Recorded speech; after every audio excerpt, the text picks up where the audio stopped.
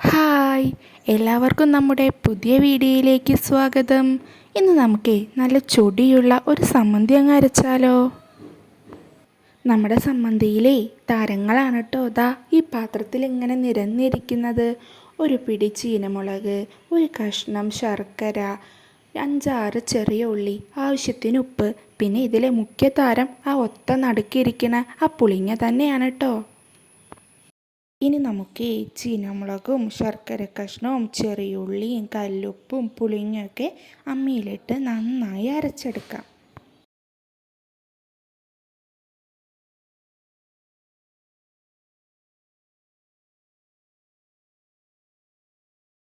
ഇതാ നമ്മുടെ നല്ല ചൊടിയൻ സമ്മന്തി ഇവിടെ റെഡിയായി കഴിഞ്ഞേ. നല്ല ചൂട് ചോറിനും കഞ്ഞിക്കുമൊപ്പം ഇത് നല്ല ബെസ്റ്റ് കോമ്പിനേഷൻ തന്നെയാണ്. അമ്മിക്കല്ലിൽ അരച്ചത് കൊണ്ട് തന്നെ ഒരു പ്രത്യേക രുചിയുണ്ട്. അപ്പോൾ നമ്മുടെ ഇന്നത്തെ വീഡിയോ ഇഷ്ടമായാൽ ലൈക്ക് ചെയ്യാനും ചാനൽ സബ്സ്ക്രൈബ് ചെയ്ത് സപ്പോർട്ട് ചെയ്യാനും മറക്കരുതേ.